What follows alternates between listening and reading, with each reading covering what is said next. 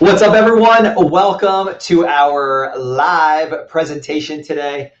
I am Dr. Matt Westheimer, for those of you that don't know me or are new to this. And we are going to discuss today about the forgotten muscle. Now, I don't know how many of you have been able to guess what this muscle is, but we're going to be talking about today. I'm not going to leave you guys hanging. We're going to be talking today about the diaphragm. And the diaphragm has more importance than you could ever imagine. Most people just think of it. A lot of people don't even know what the diaphragm is. They've heard of the word before, but they have no idea what it does, where it's located really, or what the purpose of it is. And it's got so much to do with core stability. It has a lot to do with our ability to get into a rest and relaxation state. So using our breath to be able to engage our parasympathetic nerve system. One of the things that it does is it helps to activate the vagus nerve, which helps to downregulate our stress response. And so it's just an incredibly important muscle that either most people don't know about or they don't even know how to access or tap into. So when we look at the diaphragm, it's a dome-shaped muscle that's located right at the base of the rib cage. And so it looks almost like a parachute like this.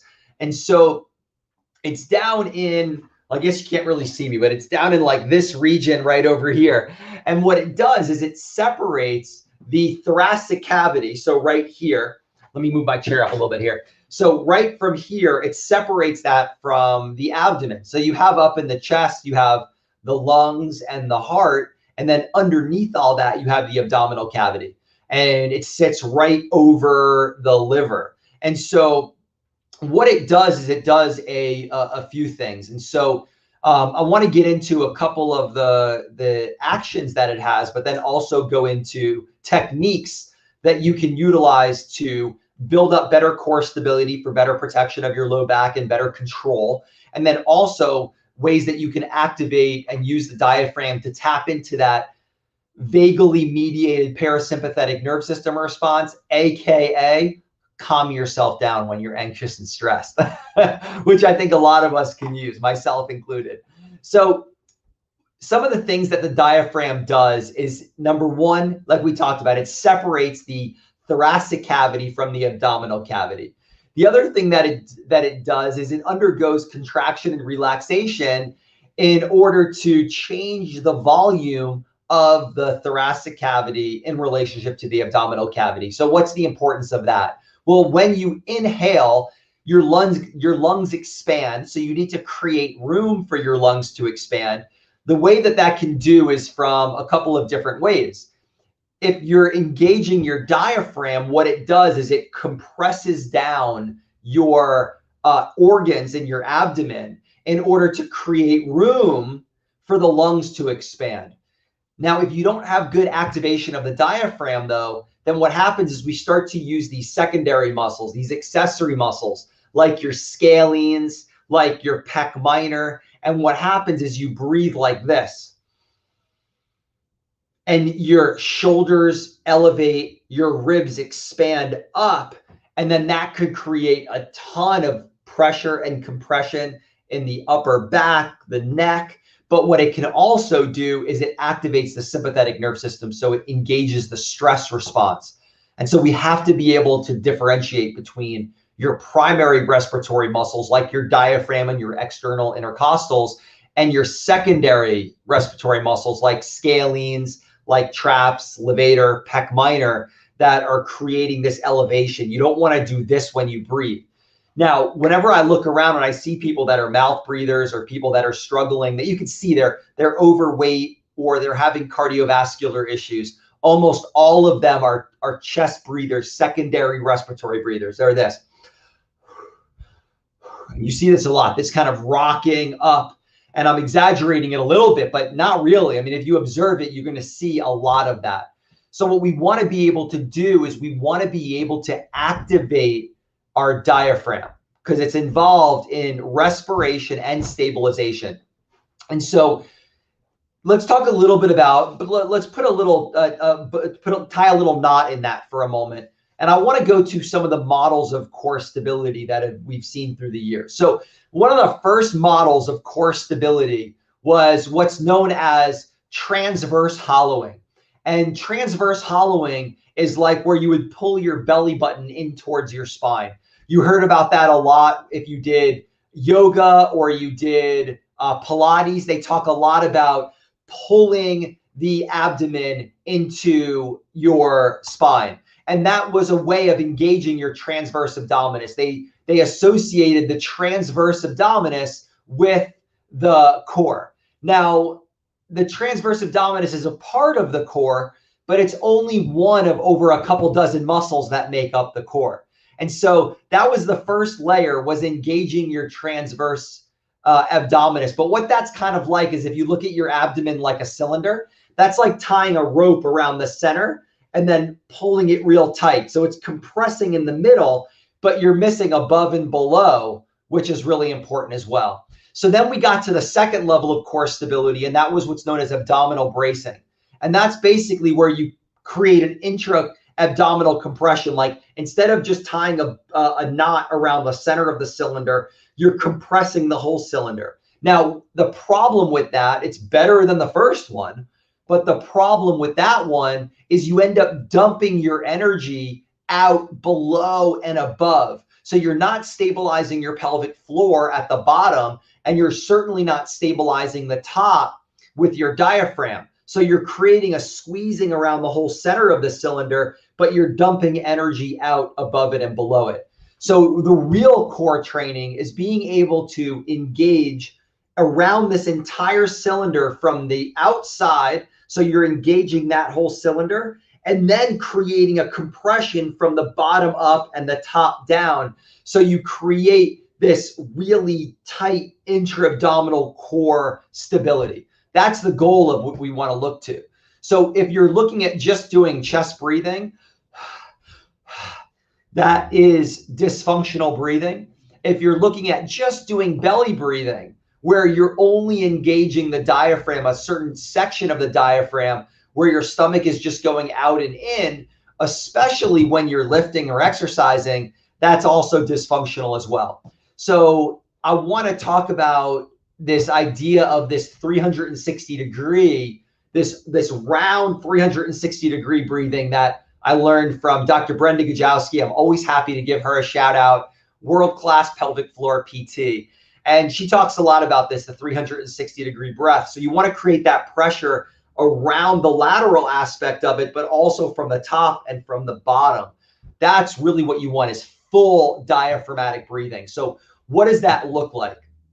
The first thing you want to be able to do is basically, if you wrap your hand around your lower rib cage, you want to be able to breathe and feel that lateral expansion. So you don't want it to go up like this. That's not good. You also, if you do just the transverse abdominis and you just diaphragm, then basically the rib cage goes in and down. You want to be able to feel that excursion through the side as well as the back of it when you breathe. That's a 360 degree breath. That's a functional breath that we're looking for. Once you're able to create that, the next level is you want to add resistance. So you can tie a band around it, around that area. You can also lay down on your stomach. That adds some resistance. And then, or you can just use your hands to put some resistance there, and you want to feel pressure into your hands. That strengthens the diaphragm because it has to push all of the abdominal organs down, but since it doesn't have room to go out, it just creates more compression in there, which the diaphragm has to work harder to do that. So you're strengthening the diaphragm that way. And then you want to be able to do it under load. So you start off by just feeling that lateral excursion. The next level is you want to add some resistance to your abdomen to be able to do it. Once you're able to do that, then you can add loading, like a back squat or a bent over row or any kind of weight resistance to it. And that's the way that we build up the strength of the diaphragm and learn how to disassociate that from chest breathing and that chest expansion. So if you have any questions about that at all, just go ahead and you can post them, and I am happy to address any questions for you as we go along, or after. I'll make sure that I double back to this and go through this in more detail. The next thing here that I want to talk about is using the breath and using the diaphragm in order for relaxation purposes. And so one of the things that you can work on with this, and this is a little bit different, this kind of goes back to relaxation is a little different than core stability, is what I want you to do is there's this practice that you can do known as naval radiation. And naval radiation is basically where you're lying on your back. You can put a little object on your stomach, and you want to feel that object rise and lower with your breath without your chest moving at all. And one of the things that this is really powerful for is if you're suffering from anxiety, if you're suffering from increased levels of stress, overwhelm, if you have a child that has sensory processing issues or autism, ADHD, or they suffer from increased stress, panic attacks, fear, this is a really great one for them. And the reason why is you have something known as primitive reflexes. And these primitive reflexes are basically known as their survival reflexes. They're brainstem level reflexes. And so they're things that happen automatically that we don't need to think about. The palmar grasp reflex, when you put your finger or something in a baby's hand and they squeeze it, they're not doing it because they like you. That's a natural reaction. It's a reflexive pattern. The gallant reflex, another one where you stroke the side and they lean, you stroke the other side, they lean. Those are all what are known as primitive reflexes. The earliest primitive reflex to develop, it develops 8 weeks into utero. So this is very early on, they're not even born yet, is what's known as the fear paralysis reflex. Over time, it develops into the Moro reflex or the startle reflex, and it's the key to all the other reflexes. And what happens is if they don't integrate that reflex, they don't integrate that fear paralysis reflex, then they become locked in a state of fear. And so it manifests in the things that I just talked about earlier. And so in order to integrate that, it's really important to practice that naval radiation. And what that does is it helps to integrate that reflex, and it tells the brain, I'm okay. It tells the brain that everything's going to be fine. You're not in danger. And it kind of shifts you from that sympathetic, that locked sympathetic state to more of a parasympathetic state. And so some other cool breathing exercises that you can do beyond that naval radiation, if you're looking for relaxation, is box breathing. That's where you breathe in 4 to 5 seconds in, and it's box because there's 4 sides to it. There's 4 steps. So you breathe in for 4 seconds, hold for 4 seconds, breathe out for 4 seconds, hold for 4 seconds, breathe in for 4, hold for 4, out for 4, hold for 4. So you keep going around in that box, those 4 sections. You can do 4 seconds, 5 seconds, 6 seconds, even 8 seconds. But you don't want to, if you get too high, then it becomes, you get stressed and anxious because it's difficult to hold your breath. So you want it to keep you focused and then just create that symmetry around your breathing. Another one is what's known as the 4-7-8 breathing. And what that is that's where you breathe in 4 seconds, hold for 7 seconds, and then you breathe out for 8 seconds. In for 4, hold for 7, and out for 8. There's been research to show that that is really powerful for tapping into your parasympathetic nerve system. Number 3, alternate nostril breathing. So that's where you have thumb here, ring finger here, 2 fingers on your forehead. You could breathe in through your right nostril, out through your left, in through your left, out through your right, in through your right, out through your left. And you try to keep it symmetrical from side to side. Another wonderful way of tapping into that parasympathetic nerve system. And then the last one is what's known as coherence breathing. In coherence breathing, what you're going to do is ideally, what you're going to do is 6 seconds in and 6 seconds out. Actually, the real number is 5.5 seconds in and 5.5 seconds out. Very difficult to time 5.5 seconds. I think if you're in 5 in and 5 out, or 6 in and 6 out, you're in pretty good shape. And so what that looks like is like this equal wave. So 5 in, 5 out, 5 in, 5 out, 5 in, 5 out. And so you're really keeping that perfectly symmetrical, coherent breathing of in and out. That's been another great way to tap into your parasympathetic nerve system. So covered a ton of stuff in this 15 minutes. So you have a lot of homework to work on. I hope that you guys get to it. Now, I want to give you guys some last minute things to kind of tie everything together for you and give you some specific practical things for you to start with.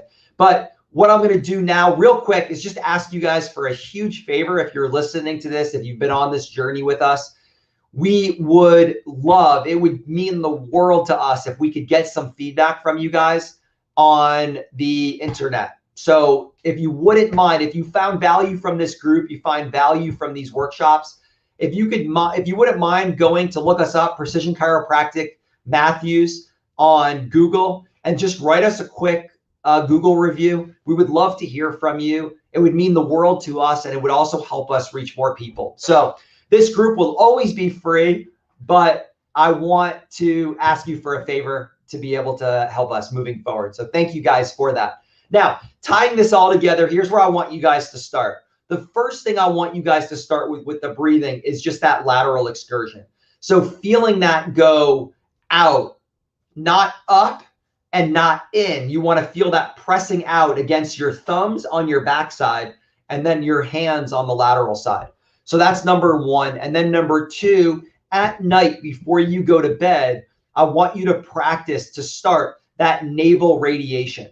And especially if you can combine that with coherence breathing. So feeling that naval radiation go out and in with the 5 in, 5 out, 6 in, 6 out. And the third step is, if you have kids, it doesn't matter how young they are, incorporate them with this as well. Get them started early on, and it's going to be so helpful to keep them healthy and to allow them to continue as time goes on. So thank you guys so much for tuning in today. Put your comments, your suggestions, and your questions down below, and I will get to them and further our contribution and your knowledge as much as we possibly can. Thank you so much for the opportunity to touch your lives every single week, and we will see you next week. Have a great one, and watch your breathing.